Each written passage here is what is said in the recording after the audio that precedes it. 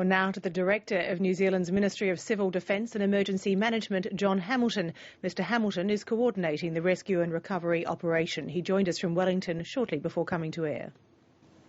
John Hamilton, many thanks for taking the time to talk to Lateline tonight. My pleasure.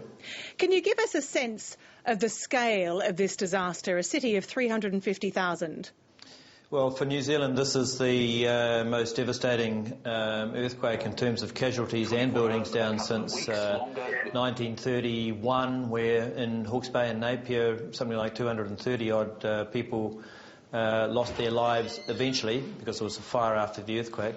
Here in Christchurch, we don't yet know the full casualty toll, obviously, but we're expecting casualty numbers to be extremely high. Well, indeed, casualty numbers, and also people are still missing and people are still trapped?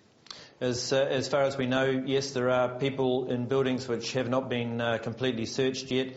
The considerable disruption across the city during the afternoon, so there are probably people who have not made it home for all sorts of reasons. And it'll take probably until midday tomorrow to get a better feel for exactly what the missing and the casualty rate truly is. I know it's dark, obviously, and I understand it's also been raining, but the rescue efforts are continuing through the night? Yes, the weather is not flash. It's quite cool, southerly, and it is raining. Rescue efforts are not short of willpower to get amongst it and do things, and they're going to continue through the night. We'll expect one of the Australian teams to arrive during the night, and we hope to be able to get them into action straight away. And then eventually we are expecting other teams to arrive too to provide assistance. In terms of what you have on the ground right now, what is it? And do you have enough to start rotating people through? Because some of your workers would have been on the job since this afternoon. The manpower pressure is going to be difficult to manage. As you can appreciate, the resources available in New Zealand are relatively small, so we've deployed 3 of our own urban search and rescue teams into the area, one being based in Christchurch anyway, with the 2 additional teams from Australia which will arrive overnight. That'll get us 5 teams. It's certainly not enough, and we're working hard with the range of international offers of assistance to try and bolster that as well and provide that rotation capacity. How are the hospitals holding up? At this stage, satisfactorily. We're lucky, I suppose, in a sense that the Christchurch Hospital and certainly the operating area, the intensive care area, was not damaged to the point that it was unusable. Only one ward of the hospital had to be evacuated. But the intensive care units are working to full capacity, and we have the ability to relocate patients, if necessary, to some of the other hospitals around New Zealand. Do you have any knowledge of how many people have sought treatment? No, I don't have that sort of number, I'm sorry. We talked earlier about the fact that many people are still trapped. How long and how extensive do you think this operation is going to be to first rescue people and then, of course, the enormous task of cleaning up? Well, the first priority is to rescue people and to treat casualties as swiftly as we possibly can. We're reasonably pragmatic in understanding from international experience that there's a kind of window of opportunity which may only be open for about 2 or 3 days to effect a real rescue of people that have been trapped. But we're also well aware that there are plenty of stories about how long some people do survive in the buildings. We try and push that to the back of our heads and put all effort we possibly can into searching each of the damaged buildings and tracking down trapped and missing people.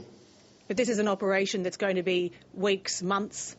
Well, of course, Christchurch was already in the recovery phase from the first earthquake.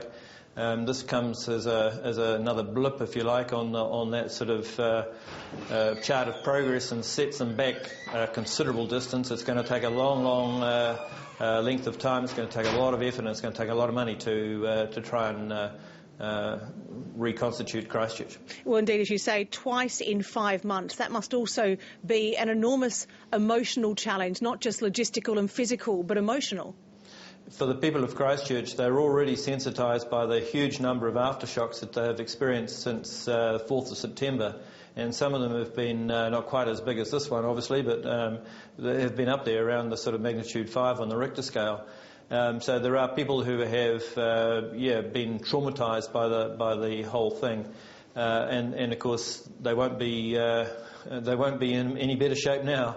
And it's the scientists are telling us that we can expect aftershocks after this earthquake as though it was an earthquake on its own, and so people are going to be on tenterhooks. For rescue authorities, did the fact that you have just been through this so recently make you better prepared or potentially stretched? Well, stretched, I guess, is the short answer, and it's stretched emotionally and physically because it certainly is draining, and it's particularly draining for the authorities, emergency services who have to get out there and go and do it in Christchurch. It's slightly different when you're one shot removed by being in the national level in Wellington, but by the same token, I think people across New Zealand, in the same way that they did in Australia when in Queensland floods and so on were on, people feel for it, and it's an emotional drain. You spoke of the offers of help and the fact that Australia, for example, is sending a team that will arrive overnight. How much help do you think you're going to need from the international community? We think we can get together about 10 urban search and rescue teams. Some of them are going to come from probably quite a long way away, so time is of the essence, but we've accepted a range of offers. Working with those countries to get them down here, and we'll put them to work and work hard to try and help the people of Christchurch. And that's from as far afield as the US, Japan? Well, obviously the ones around the Pacific Rim are the ones that are going to get here fastest. So that's our first port of call. Well, Australia obviously is our first port of call, being the closest, but we're going to look at other offers which have been made from around the Pacific. Your Prime Minister has described Christchurch as a scene of utter devastation. As one of the key men in charge of this rescue and in charge of what lies ahead, your personal thoughts tonight? Well, I spent my formative years at boarding school in Christchurch. It's emotional. Seeing your old school destroyed, it's tough. And will Christchurch rebuild? Well, if you look back to 1931 and the Napier earthquake, they rebuilt Napier, and through a lot of goodwill and leadership from the community, and obviously assistance from the government at the time, and I'm sure there's exactly the same goodwill, willingness and assistance available to get Christchurch back up and running. But it is going to be a very long haul, isn't it, for the people of Christchurch? Sure is, and we're going to do everything we possibly can to make it as easy as it possibly can be for them. John Hamilton, our thoughts are with you. Many thanks for joining us. Thank you.